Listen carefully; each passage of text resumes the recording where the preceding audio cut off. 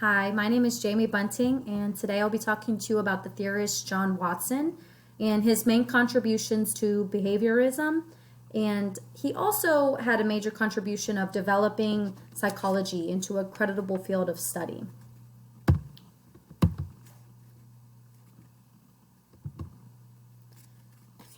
We'll focus on behaviorism and his major contributions. Behaviorism is the study of human and animal behavior, or is the theory that animals and human behavior can be explained in terms of conditioning. So you have operant conditioning and classical conditioning. Watson focused most on classical conditioning, which is the learning to associate two unrelated stimuli with each other. Also, the School of Psychology, he developed psychology into a creditable field of study by observing behavior in an observable and a measurable way.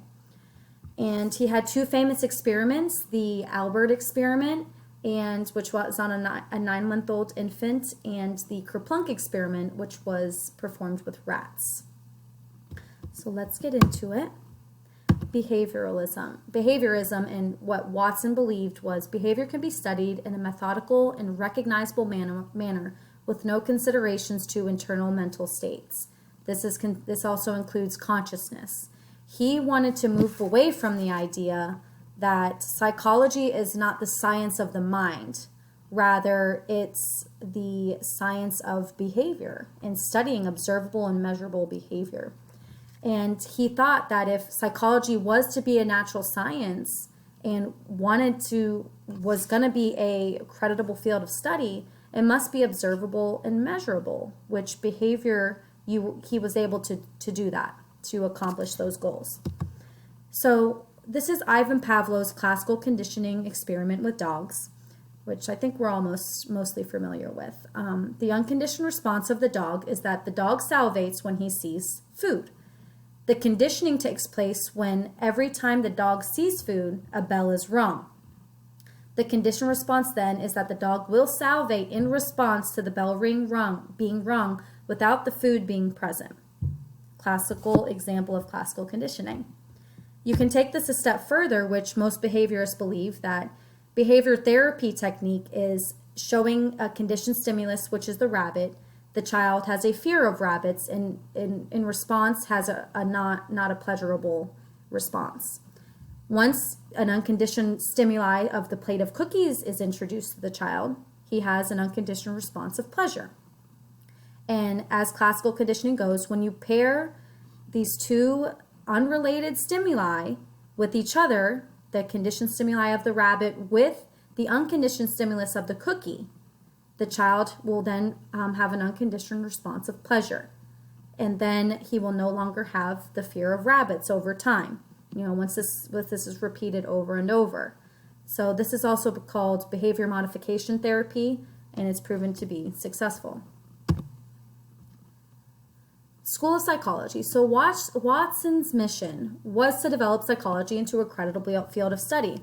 And under the guidance of several influential people, including John Dewey, he was a philosopher, and then, of course, the work of Ivan Pavlov with classical conditioning, they were an integral part of his success in developing psychology into a creditable field of study.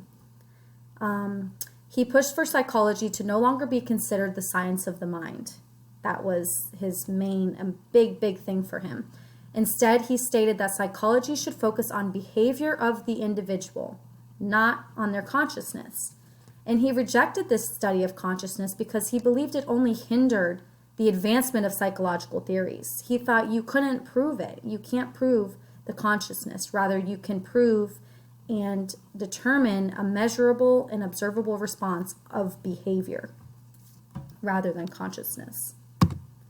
So let's get into the experiments. Like I said, he had his two most famous experiments, the Kerplunk experiment and the Little Albert experiment.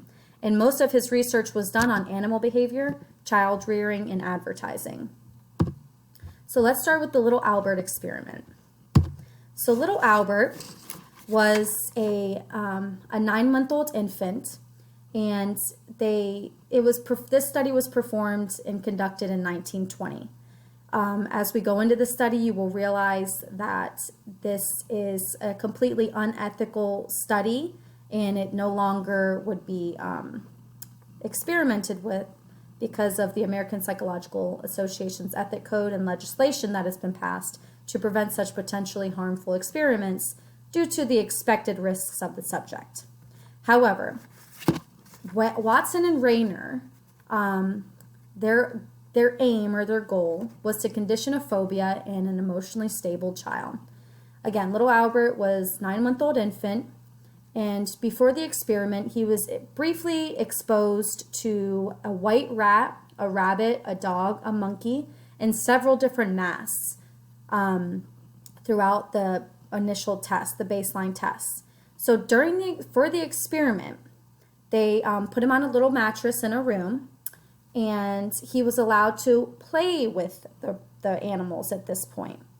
Watson and Rayner, every time little Albert would touch the rat or the monkey, they would strike a steel bar with a hammer every time little Albert touched the animal. So Albert responded to the noise by crying and showing fear, of course. And then after several pairings with the two stimuli of him touching the animal and striking that steel bar with the hammer, he became very distressed and started crying and would crawl away from the animals and from the adults. So apparently the infant associated the white rat with the noise, and the rat, which originally was a neutral stimuli in this experiment, had become the conditioned stimulus. So every time he saw that white rat or would see a furry animal, he associated, his emotional response was produced of crying and screaming in distress. And further, gets me a little jerked up.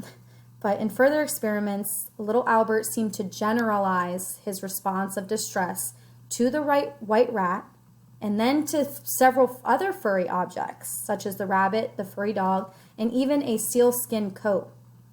You would be even more shocked that a Santa Claus mask with white cotton balls was introduced to little Albert, and the stimulus, yes, he produced a response of distress and crying and trying to crawl away.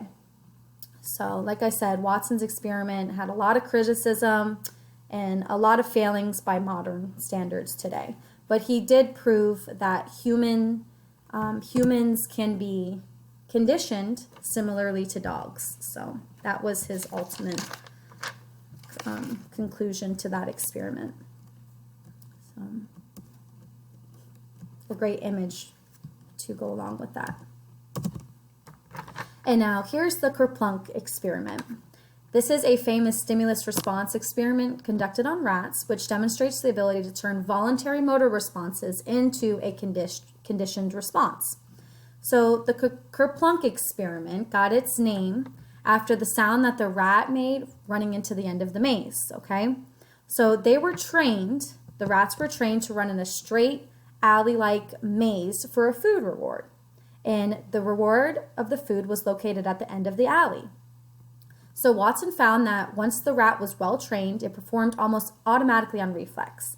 And then upon learning the maze over time, the rat would start to run faster and faster through the length of the maze. So by the stimulus of the maze, their behavior became a series of associated movements and consequences instead of a stimulus from the outside world. The routine continued until the length of the path changed, however. It was either shortened or it was lengthened or farther than initially was introduced to the rats. So the conditioned rats were released into the alleyway or the path. And if it was shortened, the rats would run straight to the end, would run straight into the end of the wall and completely bypass the food reward. So that was, again, that's how it went. They would go, ooh, kerplunk, because they'd pass the food and they'd try and keep running as fast as they could. The first trial found that they would run full speed passing the food, even though it was moved closer. So if the path was longer, however, this is interesting.